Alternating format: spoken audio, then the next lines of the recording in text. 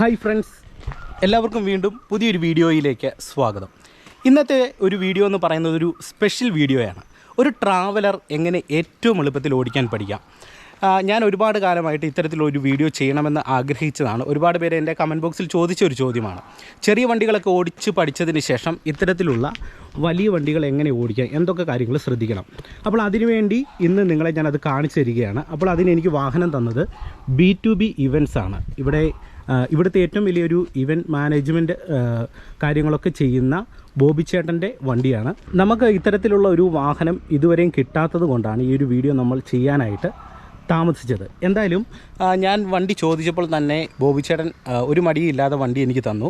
അതുകൊണ്ട് പ്രത്യേക ഒരു താങ്ക്സ് പറയുന്നു. കാരണം വണ്ടിയെ സ്നേഹിക്കുന്ന ആൾക്കാർക്കുള്ളൊരു പ്രശ്നമാണ് മറ്റൊരാൾക്ക് വണ്ടി കൊടുക്കുക എന്നുള്ളത് വളരെ ബുദ്ധിമുട്ടായിട്ടുള്ളൊരു കാര്യമാണ്. എന്നാൽ എന്നോടുള്ള താല്പര്യം കൊണ്ട് വണ്ടി തന്നതിന് ഒരുപാട് നന്ദി പറയുന്നു. എന്തായാലും നമുക്ക് ഈ ഒരു വണ്ടി എങ്ങനെ എളുപ്പത്തിൽ ഓടിക്കാൻ പഠിക്കാം എന്നുള്ളത് നിങ്ങളെ ഞാൻ ഡീറ്റെയിൽ ആയിട്ട് കാണിച്ചു തരാം. എന്തായാലും നിങ്ങൾ വീഡിയോ പൂർണ്ണമായിട്ട് കാണാൻ ശ്രമിക്കുക. വീഡിയോ ഇഷ്ടപ്പെട്ടെങ്കിൽ മറക്കാതെ നമ്മളുടെ ചാനൽ സബ്സ്ക്രൈബ് ചെയ്യുക, വീഡിയോയ്ക്ക് ലൈക്ക് തരിക.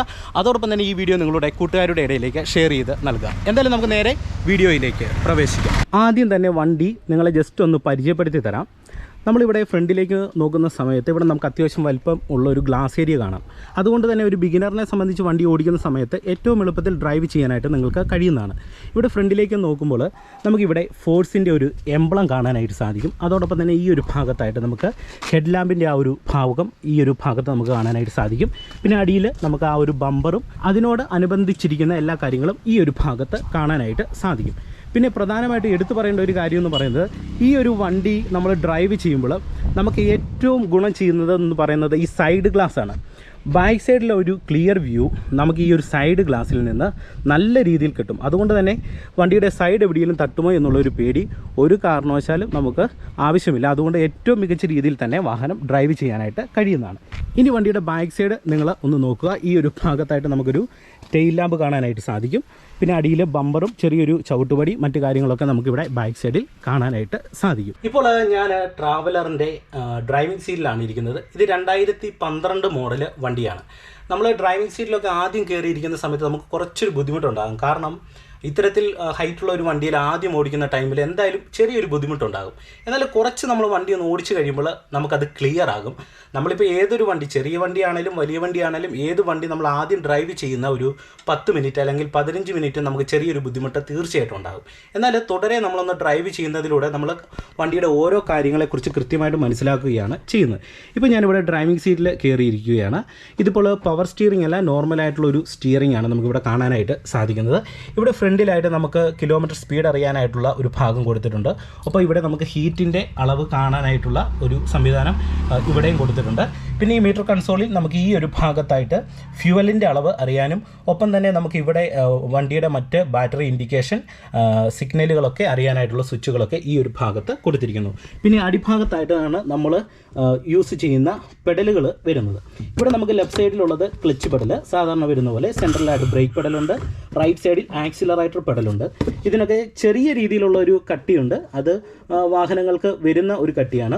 ഒപ്പം ബ്രേക്ക് നമ്മൾ യൂസ് ചെയ്യുന്ന സമയത്ത് സാധാരണ രീതിയിൽ വളരെ സ്മൂത്തായിട്ട് തന്നെ നമുക്കത് കൈകാര്യം ചെയ്യാൻ കഴിയും. ഒപ്പം നമുക്ക് ആക്സിലറേറ്റർ കൺട്രോൾ ചെയ്യുന്ന സമയത്ത് സാധാരണ വാഹനങ്ങളിൽ വരുന്ന രീതിയിലല്ല അതിൻ്റെ ഈ ഒരു പെഡൽ വന്നിരിക്കുന്നത്. നമ്മൾ ജസ്റ്റ് ഇങ്ങനെ ഒന്ന് കയറ്റി വെച്ച് നമുക്ക് ഈസി ആയിട്ട് തന്നെ ഉപയോഗിക്കാനായിട്ട് കഴിയുന്നതാണ്. ഈ ഒരു ഭാഗത്ത് വണ്ടിയുടെ ഹോണിൻ്റെ സംവിധാനവും ഇവിടെ നമുക്ക് ഹെഡ് ലാമ്പ് പ്രവർത്തിക്കാനായിട്ടുള്ള ഒരു ഭാഗം കൊടുത്തിട്ടുണ്ട്. ഇത് നമുക്ക് ജസ്റ്റ് തിരിച്ചു കഴിഞ്ഞാൽ ഹെഡ് ലാമ്പ് ഓണാക്കാം. ഒപ്പം ഈ ഒരു ഭാഗത്തായിട്ട് വണ്ടിയുടെ വൈപ്പറിൻ്റെ ഒരു ചെറിയൊരു നോബും ഈ ഒരു ഭാഗത്ത് കൊടുത്തിരിക്കുന്നു. ഓക്കെ, ഇനി നിങ്ങൾക്ക് ട്രാവലറിൻ്റെ ഗിയറിൻ്റെ ഒരു പൊസിഷൻ നിങ്ങളെ ജസ്റ്റ് ഒന്ന് കാണിച്ചു തരാം. ഇപ്പോൾ ഈ ഒരു വണ്ടിയുടെ ഗിയർ സിസ്റ്റം എന്ന് പറയുന്നത് മൊത്തം 6 ഗിയറുകളുണ്ട്. അതായത് മുന്നോട്ട് പോകാനായിട്ട് 5 ഗിയറും റിവേഴ്സ് ഇടാനായിട്ട് 1 ഗിയറും, അങ്ങനെ 6 ഗിയറുകളാണ് ഉള്ളത്. അപ്പോൾ നിങ്ങൾ ശ്രദ്ധിക്കേണ്ട ഒരു കാര്യം എന്ന് പറയുന്നത്, ഇപ്പോൾ വണ്ടിയുടെ ഗിയർ ജസ്റ്റ് ന്യൂട്രലാണ്. ഇവിടെ നമ്മൾ ലെഫ്റ്റ് സൈഡിലേക്ക് ചേർത്ത് മേളിലേക്ക് ഇട്ടാൽ റിവേഴ്സ് ഗിയറാണ് വീഴുന്നത്. അതായത് നമ്മൾ സാധാരണ ഉപയോഗിക്കുന്ന ചെറിയ വണ്ടികളിൽ ഫസ്റ്റ് ഉള്ള ഭാഗത്താണ് ഈ വണ്ടിയുടെ റിവേഴ്സ് ഉള്ളത്. അപ്പോൾ ഇതിന് ഫസ്റ്റ് എന്ന് പറയുന്നത് ജസ്റ്റ് ന്യൂട്രൽ ആക്കുക, അതിനുശേഷം ലെഫ്റ്റ് സൈഡ് ചേർത്ത് പിടിച്ച് താഴോട്ടിട്ടാലേ നമുക്ക് ഫസ്റ്റ് ഗിയർ വീഴത്തുള്ളൂ. അപ്പോൾ ഫസ്റ്റിൽ നിന്ന് സെക്കൻഡ് ഇടുന്ന സമയത്ത് നിങ്ങൾ മനസ്സിലാക്കേണ്ടത് ജസ്റ്റ് ന്യൂട്രൽ പോയിന്റിൽ വന്നതിന് ശേഷം ഗിയർ ലിവർ ഇങ്ങോട്ട് ചേരരുത്. ന്യൂട്രൽ പോയിന്റ് വരിക, അതിനുശേഷം അതിനുശേഷം ഈ ഒരു ഭാഗത്തേക്ക് ഇട്ട് കഴിഞ്ഞാൽ നമുക്ക് സെക്കൻഡ് ഗിയർ വീഴും. ഈ സെക്കൻഡ് ഗിയറിനോട് ചേർന്ന് തന്നെയാണ് ഫോർത്ത് ഉള്ളത്. ഫോർത്ത് വരുന്നത് ഈ ഒരു ഭാഗത്തായിരിക്കും. അപ്പം സെക്കൻഡിൽ ഇങ്ങനെ വരിക, അതിനുശേഷം തൊട്ട് താഴെ ന്യൂട്രൽ വരുന്നു, അതിനുശേഷം തൊട്ട് താഴോട്ട് ഇട്ടാൽ നമുക്ക് തേർഡ് ഗിയർ ഇടാം. അപ്പോൾ തേർഡിൽ നിന്ന് ഫോർത്തിലേക്ക് പോകണമെങ്കിൽ വീണ്ടും ന്യൂട്രൽ വരുന്നു, റൈറ്റ് മാക്സിമം ചേർത്ത് പിടിക്കുക, മേളിലേക്ക് ഇട്ട് കഴിഞ്ഞാൽ നമുക്ക് ഫോർത്ത് വീഴും. ഇനി ഫിഫ്ത്തിലേക്ക് പോകണമെന്നുണ്ടെങ്കിൽ ജസ്റ്റ് ന്യൂട്രൽ വരിക, റൈറ്റ് സൈഡിലേക്ക് ചേർക്കുക, താഴോട്ട് ഇട്ടാൽ നമുക്ക് ഫിഫ്ത്ത് വീഴും. ഇനി ഫിഫ്ത്തിൽ നിന്ന് വീണ്ടും ഫോർത്തിലേക്ക് പോകണമെന്നുണ്ടെങ്കിൽ ജസ്റ്റ് ന്യൂട്രൽ പോയിന്റ് വരുന്നു, മേളിലേക്ക് ഇട്ട് കൊടുക്കുക, ഫോർത്ത് വീഴുന്നു. ഇനി ഫോർത്തിൽ നിന്ന് നമുക്ക് തേർഡിലേക്ക് പോകണമെന്നുണ്ടെങ്കിൽ ന്യൂട്രൽ വരിക, ലിവർ കറക്റ്റ് സെൻറ്റർ ആക്കിയതിന് ശേഷം നമുക്ക് സെക്കൻഡിലേക്ക് പോകണം അല്ലെങ്കിൽ തേർഡിലേക്ക് പോകണമെന്നുണ്ടെങ്കിൽ തൊട്ട് താഴോട്ട് തേർഡ് വീഴുന്നു. ഇനി സെക്കൻഡിലേക്ക് പോകണമെന്നുണ്ടെങ്കിൽ ന്യൂട്രൽ വരിക, തൊട്ട് മേളിലേക്ക് ഇട്ട സെക്കൻഡ് വീഴും. ഫസ്റ്റിലേക്ക് പോകണമെന്നുണ്ടെങ്കിൽ ന്യൂട്രൽ വരിക, റൈറ്റ് ചേർത്ത് പിടിക്കുക, താഴോട്ട് ഇടുക, അപ്പോൾ ഫസ്റ്റ് വീഴും. അപ്പോൾ ഫസ്റ്റിൽ നിന്ന് സെക്കൻഡ് ഇടുന്ന സമയത്ത് അത് ശ്രദ്ധിക്കുക. അപ്പോൾ ഇതാണ് വണ്ടിയുടെ ഗിയറിൻ്റെ പൊസിഷൻ. ഇത് ജസ്റ്റ് നിങ്ങൾ ഇത്തരത്തിൽ വണ്ടിയെ കയറിയിട്ട് ആദ്യം ഒന്ന് ഗിയർ എല്ലാം ഒന്ന് ഇട്ട് നോക്കുക. അപ്പോൾ തന്നെ നിങ്ങൾക്ക് ഏകദേശം ഒരു ഐഡിയ കിട്ടും. പിന്നെ നിങ്ങൾ സാധാരണ വാഹനം എടുക്കുന്നത് പോലെ വണ്ടി ഓടിച്ചാൽ മതി. ഇനി വണ്ടി ഓടിച്ച് നിങ്ങളെ കാണിച്ചു തരാം. നിങ്ങൾ എൻ്റെ ഫുഡ് പെഡൽ കൺട്രോൾ ചെയ്യുന്നതും കൂടെ കൃത്യമായിട്ട് ഒന്ന് ശ്രദ്ധിക്കുക. എൻ്റെ കാല് ബ്രേക്കിൽ വരുന്നു, ക്ലച്ച് പൂർണ്ണമായിട്ട് ചവിട്ടുന്നു. അതിനുശേഷം നമ്മൾ ഇഗ്നീഷൻ്റെ ആ ഒരു ഭാഗത്ത് നമ്മൾ കീ ഇടുകയാണ്. സാധാരണ ഇടുന്നത് പോലെ തന്നെ കീ ഇടുന്നു. മൂന്നാമത്തെ തിരിവിന് വണ്ടി സ്റ്റാർട്ടിംഗ് ആണ്. ഓക്കെ, ക്ലച്ചിലും ബ്രേക്കിലും വരിക. അതിനുശേഷം നിങ്ങൾ ജസ്റ്റ് തിരിച്ചു കൊടുക്കുക. ഓക്കെ, ഞാനിത് വണ്ടി സ്റ്റാർട്ട് ചെയ്യുന്നു. ഓക്കെ, വണ്ടി സ്റ്റാർട്ട് ചെയ്തു. ശേഷം നമുക്ക് സീറ്റ് ബെൽറ്റ് ഇടാം.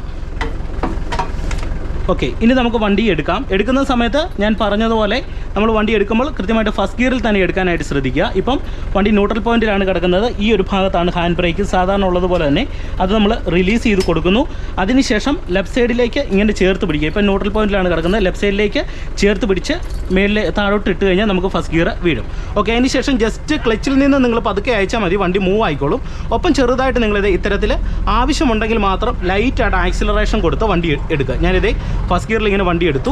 പ്രധാനമായിട്ട് നിങ്ങൾ ഈ വണ്ടി ഡ്രൈവ് ചെയ്യുമ്പോൾ ശ്രദ്ധിക്കേണ്ട ഒരു കാര്യം, എപ്പോഴും ലെഫ്റ്റ് സൈഡിലെയും റൈറ്റ് സൈഡിലെയും മിറർ നിങ്ങൾ കൃത്യമായിട്ട് നോക്കണം. കാരണം നമ്മൾ വണ്ടി ഓടിച്ചു പോകുന്ന സമയത്ത് ബാക്ക് സൈഡിലുള്ള ഒരു വ്യൂ നമുക്ക് കിട്ടണമെന്നുണ്ടെങ്കിൽ പ്രധാനമായിട്ട് നിങ്ങൾ ശ്രദ്ധിക്കേണ്ടത് ലെഫ്റ്റ് സൈഡിലെയും റൈറ്റ് സൈഡിലെയും മിററാണ്. ഇപ്പോൾ നിങ്ങൾ നോക്കുക, ഞാൻ ഫസ്റ്റ് ഗിയറിൽ വണ്ടി എടുത്തു, ചെറുതായിട്ട് ആക്സിലേഷൻ കൊടുത്ത് നമ്മളിത് വണ്ടി ഇങ്ങനെ പോവുകയാണ്. ഇനി നമ്മൾ സാധാരണ വാഹനങ്ങളിൽ ഡ്രൈവ് ചെയ്യുമ്പോൾ എങ്ങനെ ഗിയർ ഇടുന്നു അതുപോലെ തന്നെയുള്ള ഗിയർ ഷിഫ്റ്റിംഗ് മെത്തേഡ് നമ്മൾ ചെയ്താൽ മതി. അതിന് നമ്മൾ ജസ്റ്റ് വണ്ടിക്ക് ആക്സിലേഷൻ കൊടുത്ത് മൂവ് ആക്കുക, ആക്സിലേഷൻ കുറയ്ക്കുക, ന്യൂട്രൽ പോയിന്റിലേക്ക് വരിക, തൊട്ട് മേളിലേക്ക് ഇടുക. ഇപ്പോൾ സെക്കൻഡ് ഗിയറിലേക്ക് വീണു. നിങ്ങൾ നോക്കുക, നമ്മൾ ഇവിടുന്ന് സെക്കൻഡ് ഇടുന്ന സമയത്ത് ശ്രദ്ധിക്കേണ്ടത് കുറച്ച് ഈ സൈഡിലേക്ക് മാറിപ്പോയി കഴിഞ്ഞാൽ റിവേഴ്സ് ഗിയറിലേക്ക് വീഴും. അപ്പോൾ ഇടുമ്പോൾ എന്ത് ചെയ്യണം, ന്യൂട്രൽ പോയിന്റിൽ വന്നതിന് ശേഷം പതുക്കെ ഇച്ചിരി മാറ്റി ഇങ്ങോട്ട് ഇട്ട് കഴിഞ്ഞാൽ നമുക്ക് പ്രോപ്പറായിട്ട് സെക്കൻഡ് ഇടാം. ഓക്കെ, ഇപ്പോൾ ഞാൻ വണ്ടിക്ക് മൂവ് ആക്കുന്നു, ജസ്റ്റ് എൻ്റെ കാല് മെല്ലെ ബ്രേക്ക് വരികയാണ്. ഇനി വേണം നമുക്ക് തേർഡ് ഇടാം. ഓക്കെ, ജസ്റ്റ് ബ്രേക്ക് കാല് വെക്കുക, ക്ലച്ച് പൂർണ്ണമായിട്ടും ചവിട്ടി പിടിക്കുക. ഫസ്റ്റ് ന്യൂട്രൽ പോയിന്റ് വരുന്നു, തൊട്ട് താഴോട്ടിട്ടാൽ നമുക്ക് തേർഡ് ഗിയർ വീഴും. ഇപ്പോൾ തേർഡ് ഗിയറിലേക്ക് വീണു. ഞാൻ വീണ്ടും കാല് കൊടുക്കുകയാണ്. ഇപ്പോൾ തേർഡ് ഗിയറിലാണ് വാഹനം പോയിക്കൊണ്ടിരിക്കുന്നത്. നിങ്ങളെല്ലാ ഗിയറും ഇട്ട് തന്നെ വണ്ടി ഞാനിപ്പോൾ ഓടിച്ച് കാണിക്കാം. നമ്മളിപ്പോൾ ഇങ്ങനെ തേർഡ് ഗിയറിൽ പോകുന്നു. ഇനി നമുക്ക് ഇവിടുന്ന് മേളിലേക്ക് ഒരു കയറ്റമാണുള്ളത്. അതുകൊണ്ട് തന്നെ നമുക്ക് ഇവിടുന്ന് ജസ്റ്റ് വണ്ടി ഒന്ന് സ്ലോ ചെയ്യുക.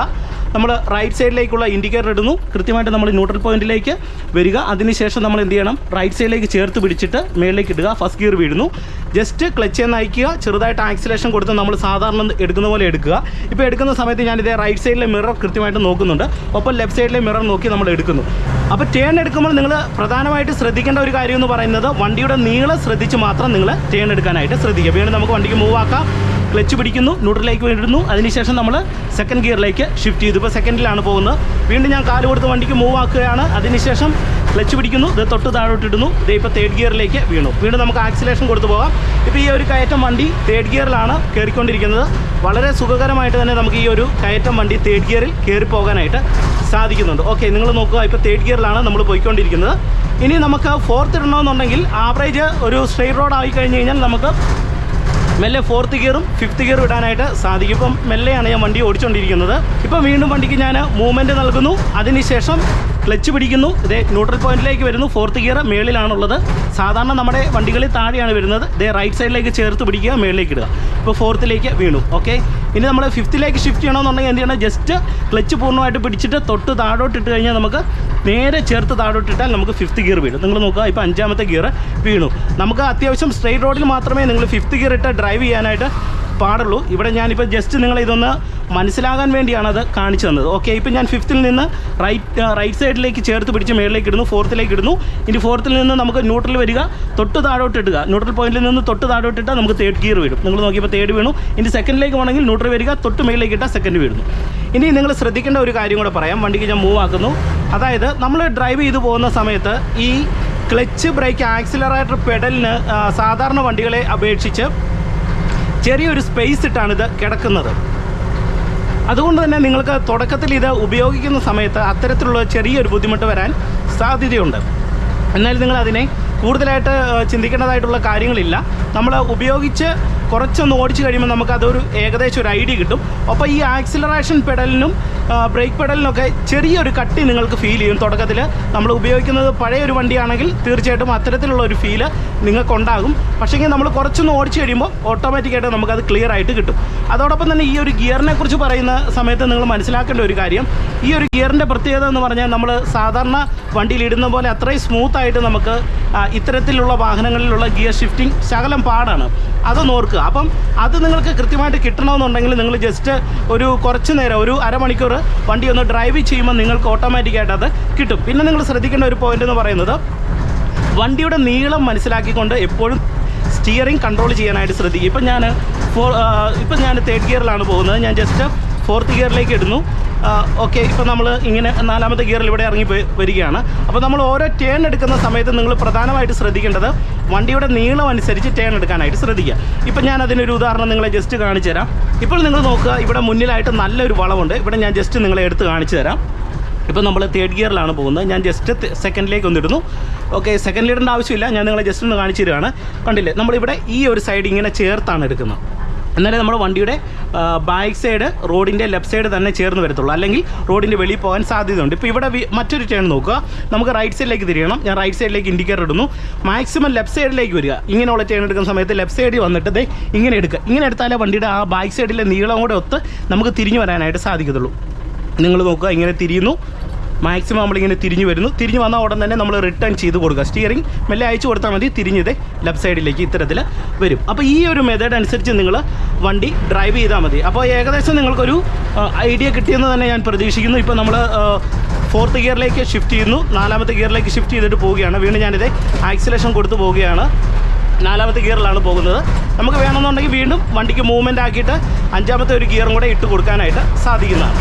അപ്പോൾ ഇന്നത്തെ ഒരു വീഡിയോയിൽ ഒരു ട്രാവലർ എങ്ങനെ ഏറ്റവും എളുപ്പത്തിൽ ഓടിക്കാമെന്നുള്ളതാണ് നിങ്ങളെ കാണിച്ചു തന്നത്. അപ്പോൾ നമുക്ക് ഈ വീഡിയോ ചെയ്യാനായിട്ട് വണ്ടി തന്നത് ബോബി ചേട്ടനാണ്. ഇത്തരത്തിലുള്ള വണ്ടികൾ കിട്ടുക എന്നുള്ളത് വളരെ ബുദ്ധിമുട്ടായിട്ടുള്ള ഒരു കാര്യമാണ്. അപ്പോൾ അദ്ദേഹം വണ്ടി തന്നു, അതുകൊണ്ടാണ് നമുക്ക് ഇങ്ങനെ ഒരു വീഡിയോ ചെയ്യാൻ കഴിഞ്ഞത്. തീർച്ചയായിട്ടും ട്രാവലർ ഓടിക്കാൻ പഠിക്കുന്നവർക്ക് ഈ ഒരു വീഡിയോ ഒരുപാട് ഗുണം ചെയ്യും. അതുകൊണ്ട് തന്നെ ഞാൻ ബോബി ചേട്ടന് പ്രത്യേകം ഒരു നന്ദി പറയുന്നു. നിങ്ങൾക്ക് എന്തെങ്കിലും ആവശ്യമുണ്ടെങ്കിൽ തീർച്ചയായിട്ടും അദ്ദേഹത്തെ കോൺടാക്ട് ചെയ്യുക. അദ്ദേഹത്തിൻ്റെ നമ്പരും ഡിസ്ക്രിപ്ഷൻ ബോക്സിൽ കൊടുക്കുന്നതാണ്. അപ്പോൾ നമുക്ക് വീണ്ടും മറ്റൊരു വീഡിയോയുമായിട്ട് അടുത്തൊരു ദിവസം കാണാം. Okay, by.